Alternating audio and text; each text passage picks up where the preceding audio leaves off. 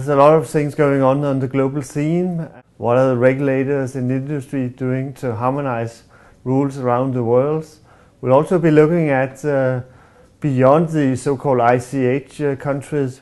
We'll have speakers from around the world, from the WHO, addressing those very important themes to us. We will, at the end of the program, we'll also be looking at some very concrete examples on how do people bring new innovative medicines to patients around the world.